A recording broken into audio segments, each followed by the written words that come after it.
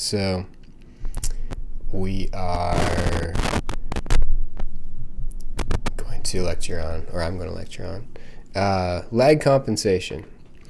So it's actually very similar to PI or integral control or integral compensation.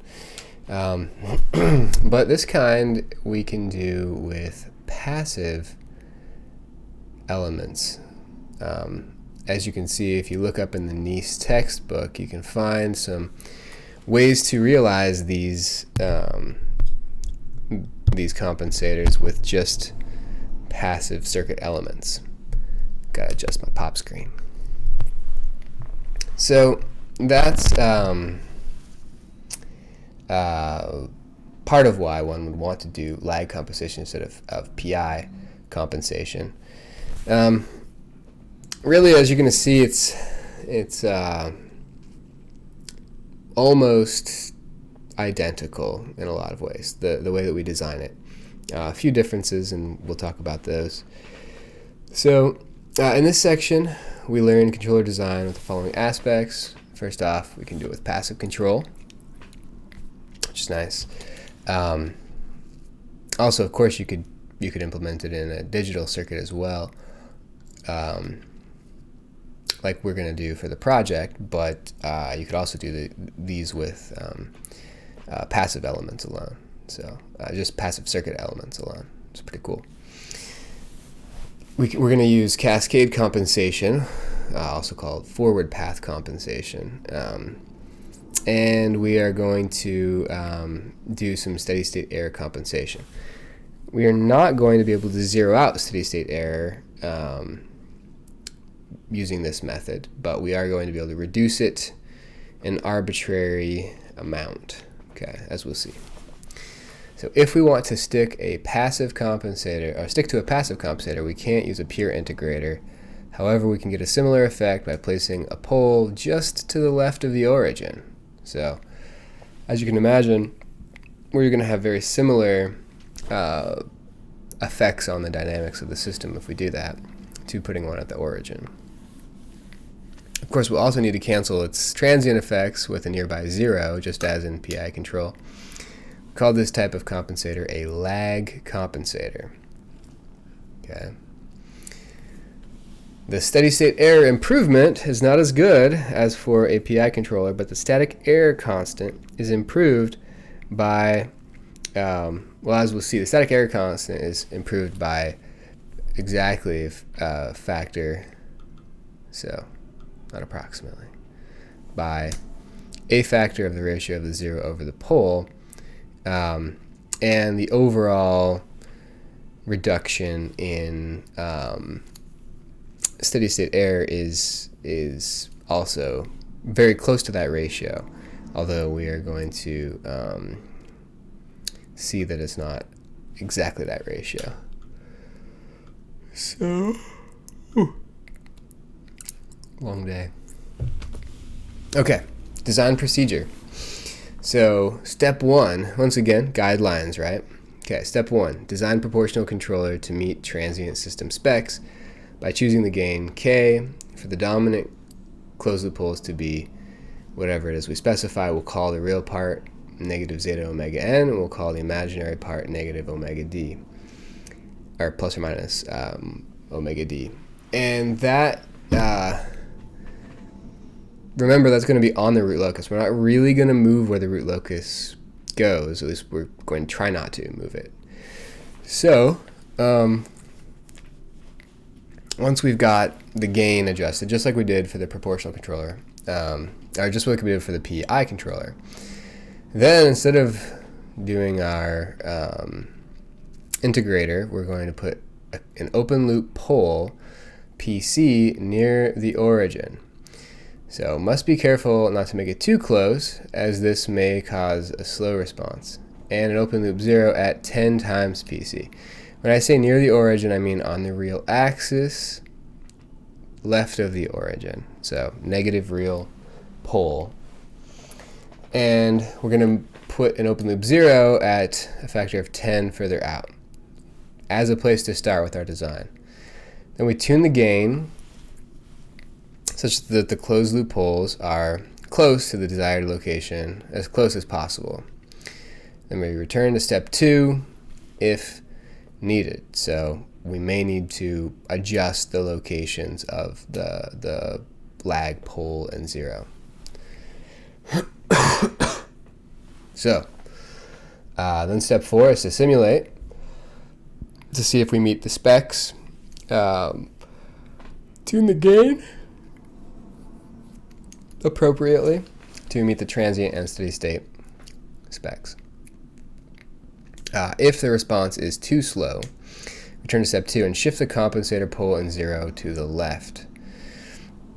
If the steady state error is too large, increase the ratio of the 0 over the pole. So instead of being 10 times further out, we might choose 12 times further out or something like that. So let's try it. Okay.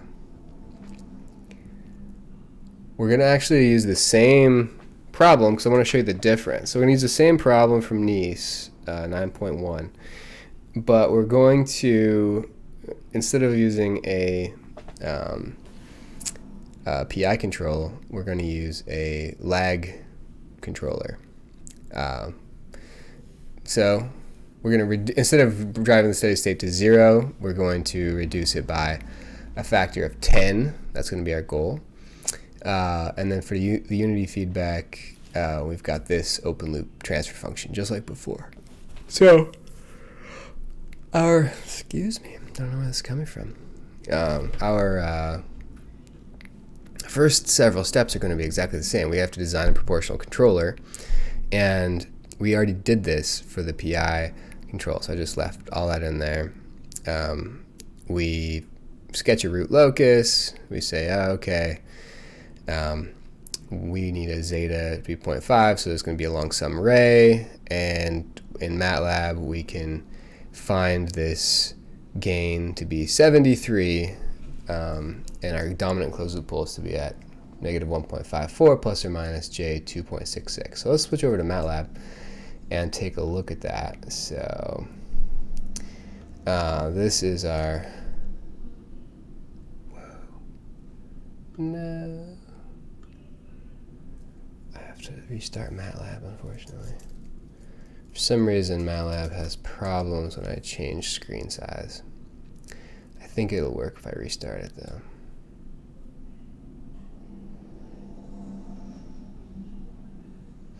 So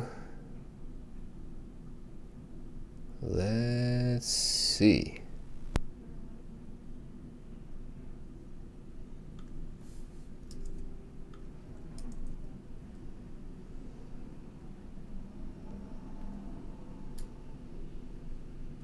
Okay, good.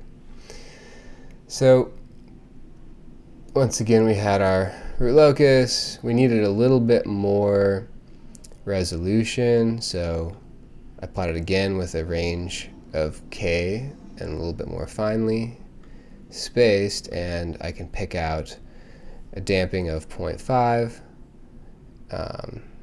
which corresponds to a gain of about 73. Okay, so that's where we choose, and that's why we define K1 to be 73. And we can define the real part of the closed loop pole at that point, which is negative 1.54. Okay, save that. Then the next step of our list here, include an open loop pole near the origin, I say. And it's kind of arbitrary. So it's one of those things that sometimes is difficult when you're first setting out to come up with something. Don't think too hard about it. Just choose something.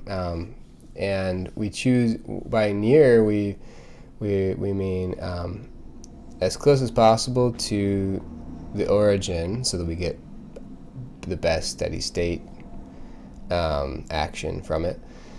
But if we do it too close, then we get a really slow response, okay? And we don't want that, so it's kind of a balance. And I will arbitrarily choose a pole location of, what did I choose? So it's not totally arbitrary, but it's somewhat arbitrary. So I'll say arbitrarily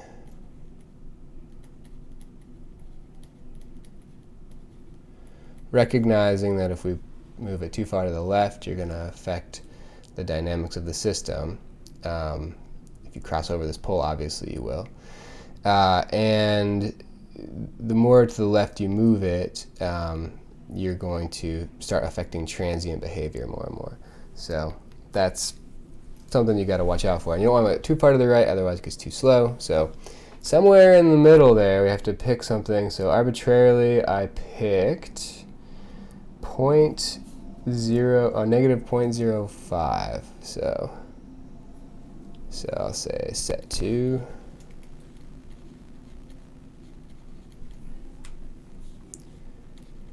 PC equals negative 0.05.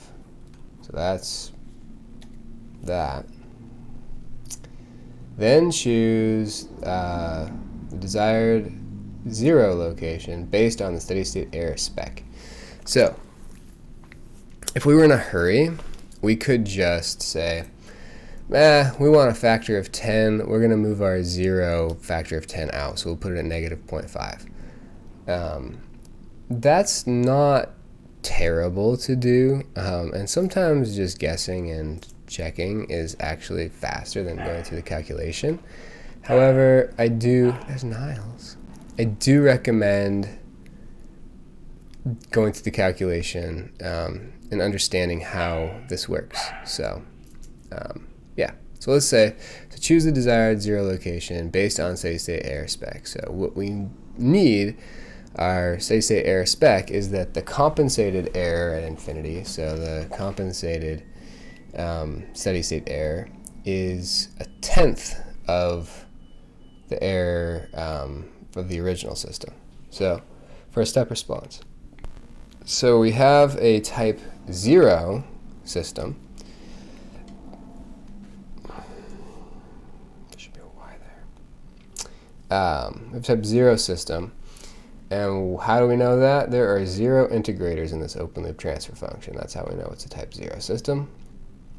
So for a step input, our steady state error is 1 over 1 plus Kp, where Kp is the static error constant. You may recall static error constant is Kp is equal to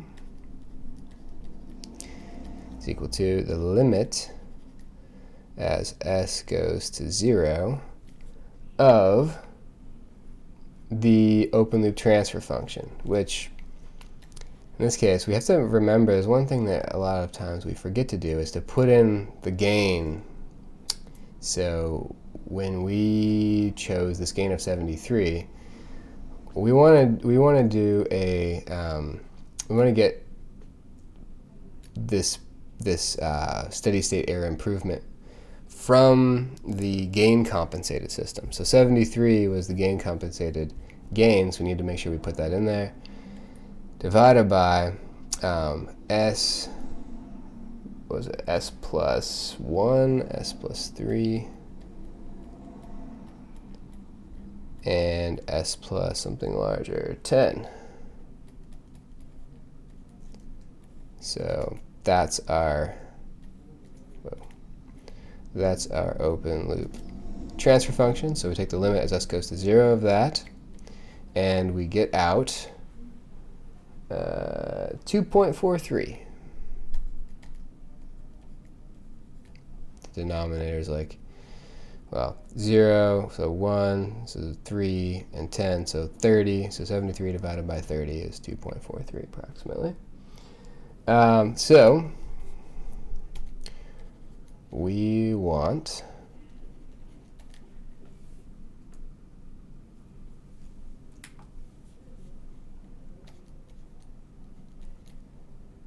a compensated Kp Kp. So we want this Kp, this static error constant, but a compensated one, such that, such that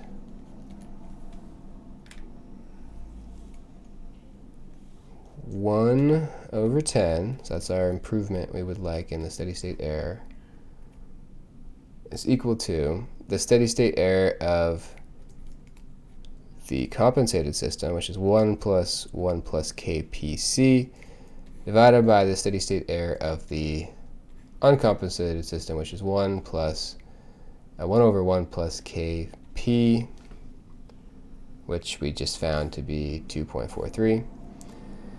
And so you know everything in this equation except for kpc. It gives you a desired static error constant, kpc, equals,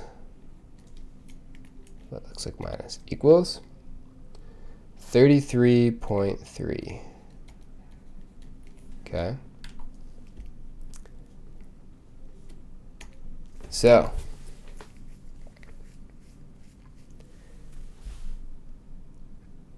we're almost there. The definition of kpc is, of course, the same as this, except for with the compensator in there. So we'll write down that expression. So from the definition, so I'll write from the definition of kpc,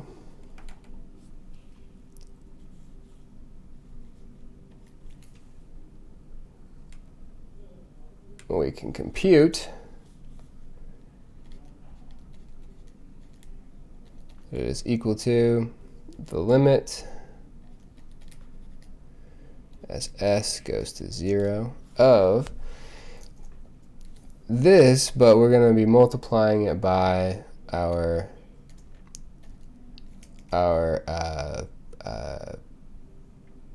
lag compensator, right? Which is going to have a 0 location. So 0 for the a pole location too, which we chose arbitrarily to be negative 0.05, multiplied by the transfer function, which we're going to just plug in 73 here for the gain. Now we know that we're going to want to probably adjust that to get back to our transient response characteristics, but we don't have anything better for now, and this allows us, if we assume it's 73, it allows us to compute what ZC is, and then we can adjust the gain. And if we wanted to, we could iterate back and get a better estimate. So this, if you were to write this again, it would say that, so this we know evaluates to 33.3, right? This says that 33.3 equals, if you plug in s equals 0 here, you get negative ZC, so negative ZC times, so 33.3 is our desired KPC, of course. So KPC on the left-hand side, we're just going to say it's 33.3, that's what we want. If we plug in s equals 0 here and we evaluate this, this is just negative ZC, and this is going to be 73 divided by 30, which we already found was 2.43, right? So what we have is, we have times, well, I'll put the pole in too, sorry. So I have negative ZC divided by negative And then if we plug in that pole, it's 0.05, negative 0.05. So that is that. Okay, that's our PC. Then we have 73 divided by 30, right? Which I'm just going to write. We already calculated it. It was 2.43. So finally, we've computed what our ZC needs to be. Well, we're about to. ZC equals negative, and this is going to be positive, so the negative sign comes over. It's going to be 33.3 times 0.05 divided by 2.43. So let's actually do that calculation. Do I do it in Matlab? Let's see, I don't recall. No. So let's do it. So let's do 33.3 times 0.05 divided by 2.43. 0.685. Okay. Looks like I used 4. I think I did the rounding. I'm using round numbers here, which I shouldn't be, but this is all approximate anyways. 6, 8, and then 4 I'm going to say because that's what I calculated before, and I used the non-rounded numbers before, so that one's actually probably more correct.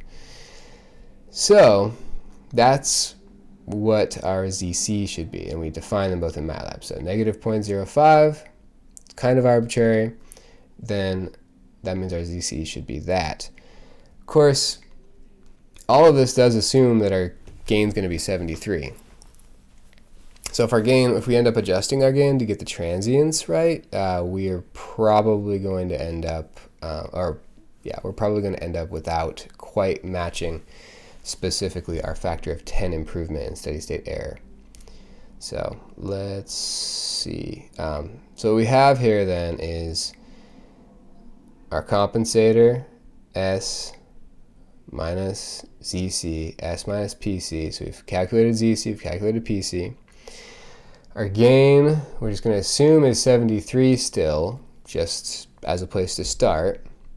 And then we're going to have to go back and tune the gain. So that's what our step 3 is going to be. So we'll evaluate that. So let's look at our sys2, just defined. So it's got those original real poles, and then now it's got another pole where we stuck in the lag, and then we had to stick in this this 0 to counter the effects of the lag. So good. Now we're on step 3, and we need to do a new root locus, and we need to decide where we should be. So now we've got our 3 poles, original poles. Fine. Our compensator pole here, our lag pole, and then our lag 0. Fine. Let's see if we can get a damping of 0.5. So getting close. There we go. So 64.9, 64.8, somewhere in there. Notice that that is different than our original gain. So we said 73 before. So 64.8 is what we're at now. We were at 73. So that means that we're not going to, we've been through all this calculation to get this value for ZC. That's why I said it's, sometimes it might not be worth going through all that calculation. It's good to know how to do it. And for like exams and stuff, you should definitely know how to do it. And it's pretty easy just following definitions. But in the end, it's not very precise because we assumed that the gain was going to be something that it doesn't end up being. So keep that in mind. Okay. Good. So our new root locus told us that gain should be 64.8.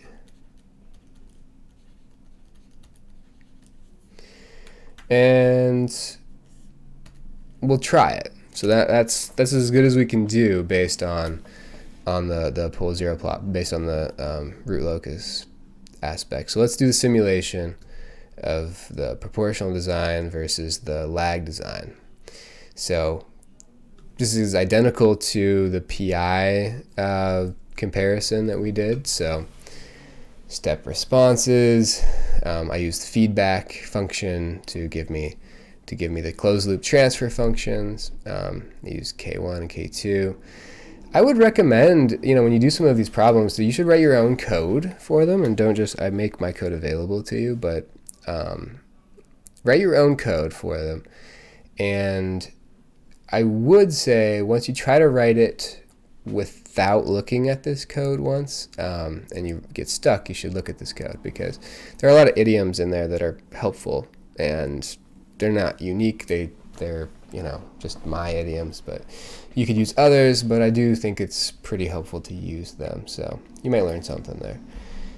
Okay, so then we simulate them using the step command, and we do a plot, and I'm going to comment that out. Okay, so let's see what we're doing here. Okay, so first of all, we hardly affected the transient response, right? Pretty much the same. Our steady state error here is definitely much improved. Let's do a test point here. So the error there is like almost 30%. The error there is looks like 3.3%. So approximately a factor of 10. So I actually, and it is, oh, here's a nice little thing in Matlab, speaking of idioms. We can do step, let's do help, step info. So what it does is it spits out all of these nice transient response characteristics for a given system. So let's do step info on our system. So let's give it a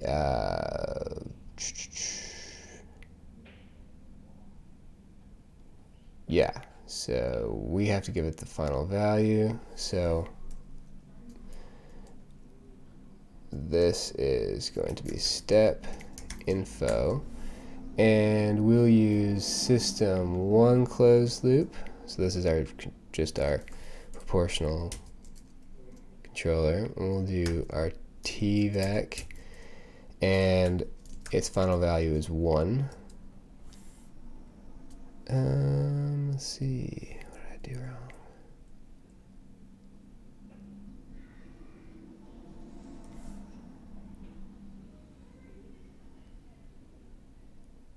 Oh, right. So you can't give it the system, you have to give it the response. So all it's doing is just reading it doesn't actually do step. So you have to give it the response itself. So you need to give it y1. Oh, come now. I'm trying to show people. All right. It says step response data gives you and a steady state final value. Oh. Right. So if you can just, what I should do is just hand it y1 of end. There we go. So that's approximately steady state. I did simulate out to approximately steady state here. So we'll just say take the final value to be the steady state value, which is what I said when I said y1 of end. Good. Sorry, I wasn't planning on explaining this, so I didn't really prepare. So it gives you nice things like rise time, settling time, overshoot, percent overshoot, peak time, and the peak value. So those are all things that are interesting to know. For this situation, we cared about the steady state error, right? Let's see. Oh, does it not tell you steady state error? I thought it did. In any case, we could always do the calculation ourselves. It's just going to be 1 minus y1 of end, approximately, which is 0.29. And we could also do 1 minus y2 of end, which is the compensated system. And we have 0.03. So if we did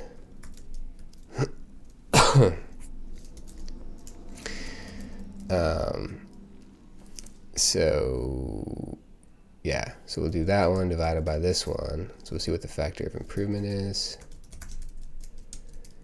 8.9. Not 10, but 8.9. So we're a little off. So let's write this down. Let's go back over here. So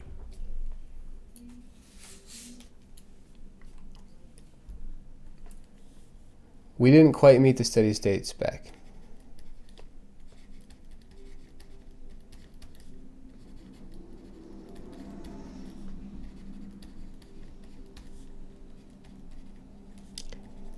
Steady state spec, okay? Because we only got a factor of 1 over 8.9 in reduction. So, but we got a factor of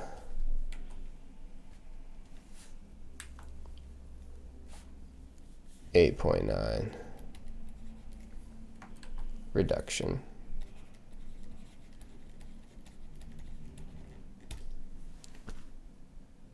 Ash is watching Vice News. You can hear her. She's crazy. She's show cheating on me right now. Okay, so that's not bad, right? So 8.9 is not bad. We didn't really mess up the transient response either, so I should mention transient. Transient is okay still. So really not a bad design. If we want to do better though, so we could iterate.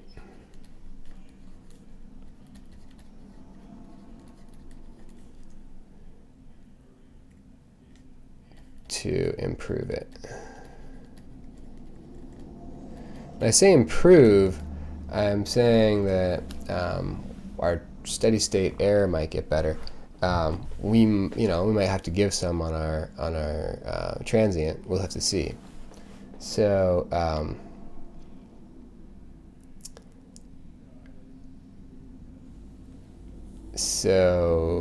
also another sort of knob we have. Also, we can tweak K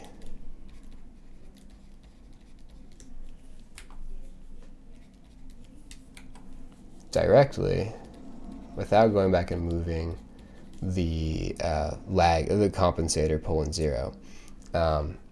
We can tweak K directly if we want to, if we're willing to sacrifice transient fidelity, right? So right now it's dialed up to be pretty much right on the, I mean, assuming, first of all, it's assuming that our dominant poles are much closer than our third pole, because this is a third order system, right? Well, and then we added a compensator, so it's even less of a third order system. So but we ended up with similar transient, so it's not bad. We're pretty comfortable with that. That's looking pretty much like a zeta equals 0.5 response. And really what we should be doing is talking about percent overshoot, and that's easier to just compute directly from the transient response. But when we specify zeta, what we really are specifying is a percent overshoot. But it looks pretty good. We could start tweaking though and see, we could just start tweaking k. So let's just do that. Say we were like, okay, maybe our k2, we can just start tweaking it and seeing how we do. So we just manually, it was 64.8. What if we set it down to like 55 manually? Then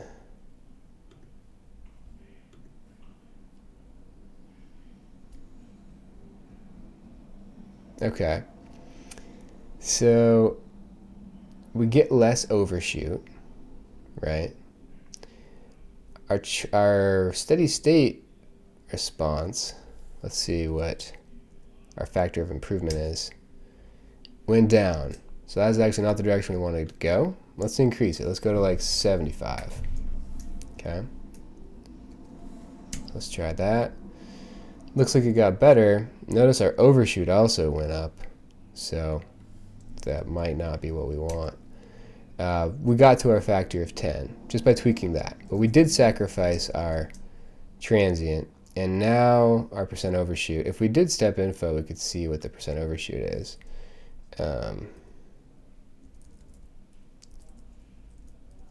I'll use this, but I'll do it with the compensated system. Percent overshoot is 12.42. Comparing that to the compensated, or yeah, the uncompensated system, that's actually lower. I guess it scales, the whole thing scales, so it's hard to just read it off. So it is actually, maybe this is actually just right where you want to be. So that might be enough. You might just be able to tweak k, increase it a little bit, and you're right where you want to be. Maybe having that lower overshoot. Usually you don't care about having less overshoot. Caring about more overshoot is usually what you would care about. So maybe it's a little less overshoot, and maybe you're willing to have that. Alternatively, say you didn't want to just fiddle with k, and you wanted to say, okay, well, can we go back and iterate on our specification of ZC? Okay, so because remember how we computed ZC. We computed ZC way up here by assuming that our gain was going to be 73, but our gain ended up being 64.8. So we can actually just plug it right back in and compute a new value of this and compute a new ZC. So let's do that. And you could automate this process. I'm just showing you manually how to do it. So it's still going to have to equal 33.3. This is still going to be at 0.05. We could move that too, but say we're going to leave that where it is. And we're going to change the gain. Instead of being 2.43, this gain is going to change, so it'll end up being a different factor there. So it's going to be 64.8 divided by 30 instead of 2.43. So let's go back to Matlab and let's see if we can just go up to that calculation we did. This one. So now instead of being 2.43, it's going to be 64.8 divided by 30. Okay. 0.71. So come here. Let's try. So I'll write this. I'll say otherwise we can iterate on ZC. Could also iterate on PC as well. With our new gain. So now the equation is going to be 33.3 equals negative ZC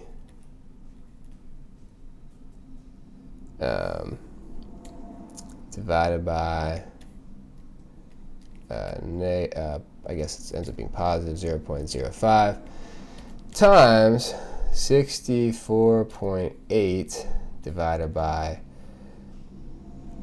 essentially 1 times 3 times 10, which is 30, right? So solving that gives us that ZC should be at negative 0.771. Okay, so let's try it and see, did we get better? We based on our analysis, we should get better with our steady state error. So let's see how that comes out to be. So now we're going to go to 771. Okay, now I have to recompute the whole thing, and we're going to use this gain here. But remember, now that we changed the 0 location, the transients might have changed a little bit. So to dial it back into zeta equals 0.5, we technically have to go back and recompute what this K2 is, and it won't be 64.8 anymore. So this is why it's iterative, right? You can just keep going through this loop here, and it should, well, it doesn't necessarily, but it will likely converge. And maybe just going through this one iteration was enough. And let's see what happens here. So we get this response. Let's compute our 9.99. So we almost we essentially dialed it right in to factor of 10, just like we wanted to, improvement in steady state error. But we are now going to be a little bit off on our transient. So let's take a look at where we are on the transient. If we take a look here, our gain of 64.8 gives us a damping of 0.49. So it's not as high of damping as we were shooting for. If we wanted to go to the damping that we were shooting for, we would have to decrease the gain, it looks like, down to, oops, too far. Down to 63.1 or 63.2. So if we do that, notice how we don't have to change much. Then evaluate. Then our simulation is going to look pretty close to the same, but when we recompute what our steady state error is, it's going to have changed a little bit. It's 9.7, so it's not quite where we want to be. And we could do that loop again, right? We could do the loop again, and we could get a little bit closer and a little bit closer. And eventually we could dial it, pretty much right on the money. So that is how to do a lag control design. It's not too bad. It's a lot like the PI control. However, there's a little bit more going on because you're placing two different values in the complex plane. So you're placing a pole and a 0. So when you did the PI control, the pole was placed at the origin and then you never moved it. We placed the pole at negative 0.05 and we never moved it. We could have moved it if we wanted to. That could have been something we started adjusting. And otherwise, it was pretty much the same. And then steady state error reduction became a question, whereas with the ideal integral, we didn't have to worry about it because steady state was always going to go to 0. Steady state error was always going to go to 0. So we were in good shape there. So yeah, okay. So that is pretty much how to do lag control. I hope you guys learned that, and it should help you on your homework. And that's all I've got for now. All right. Take care.